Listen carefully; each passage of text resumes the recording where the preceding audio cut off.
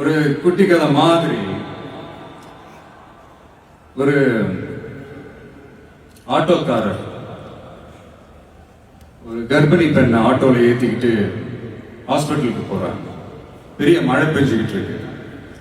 அப்ப அவர்கிட்ட இருந்த அந்த கொடைய அந்த கர்ப்பிணி பெண்ணை கிட்ட கொடுத்துட்டு இதை எடுத்துக்கிட்டு போமா அப்படின்னு சொல்றாங்க. அப்ப அந்த பொண்ணு சொல்றாங்க, ஆனா இது எப்படி நான் உங்ககிட்ட நான் திருப்பி கொடுக்கறது? அதுக்கு அந்த ஆட்டோக்காரர் சொல்றாரு, வேற யாருக்காவது தேவைப்படுறவங்களுக்கு கொடுத்துருமா அப்படின்னு சொல்லிட்டு அவர் போயிடுறாரு. அந்த கர்ப்பிணி பெண் அந்த கொடையை எடுத்துக்கிட்டு ஹாஸ்பிட்டல் வாசலுக்குள்ள போகும்போது அந்த வாசல்ல ஒரு பெரியவர் மழைக்கு பயந்துக்கிட்டு அப்படியே கை கட்டிக்கிட்டு நின்றுட்டு இருக்கிறாரு.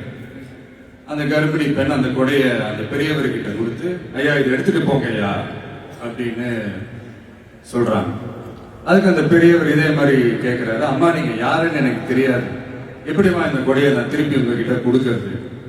அதுக்கு அந்த பொண்ணு சிரிச்சுக்கிட்டே சொல்றாங்க, வேற யாருக்காவது தேவைப்படுறவங்களுக்கு கொடுத்துருங்க ஐயா அப்படின்னு சொல்லிட்டு போயிடுறாங்க. உடனே அந்த பெரியவர் கொடையை எடுத்துக்கிட்டு பஸ் ஸ்டாப்புக்கு வராரு. பஸ் வருது, ஏறி போகும்போது அங்க பாக்குறாங்க ஒரு பூக்கார அம்மா பூவை வச்சுக்கிட்டு ஒரு அட்டையை இப்படி மழைக்காக பிடிச்சிக்கிட்டு உட்கார்ந்துட்டு இருக்கிறாங்க. பெரியவர் போய் அந்த கொடையை அந்த பூக்கார அம்மா கிட்ட கொடுத்துட்டு அவர் பஸ் ஏறி போயிடுறாரு. பூக்காரம்மா அந்த கொடையை எடுத்துக்கிட்டு வீட்டுக்கிட்ட வரும்போது அங்க ஒரு ஸ்கூல் படிக்கிற பொண்ணு பேக் எல்லாம் மாட்டிக்கிட்டு மழையில ஓடி வர்றாங்க. அவங்க போய் அந்த ஸ்கூல் பொண்ணு கிட்ட கொடையை கொடுத்துட்டு, மழையில நனையாதம்மா இதை எடுத்துக்கிட்டு போங்க அப்படின்னு சொல்றாங்க. அந்த பொண்ணு தேங்க்ஸ் அப்படின்னு சொல்லிட்டு வீட்டுக்கிட்ட வரும்போது அந்த பொண்ணோட அப்பா பதட்டத்தோட வாசல்ல நின்றுட்டு இருக்கிறாரு. பொண்ணு மழையில நனைஞ்சுக்கிட்டு வரணுமே அப்படின்ட்டு. அந்த அப்பா வேற யாரும் இல்ல, அந்த ஆட்டோக்காரர்.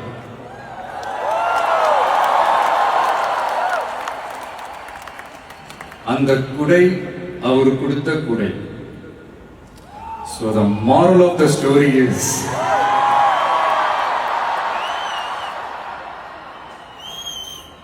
முடிஞ்ச வரைக்கும் எல்லாருக்கும் சின்ன சின்னதா ஒரு நல்லது, சின்ன சின்னதா ஒரு ஹெல்ப் அது செஞ்சு இருந்து பாருங்க. லைஃப் ஒரு மாதிரி ஜாலியா இன்ட்ரெஸ்டிங்கா இருக்கும். ஒரு ஃபேமஸ்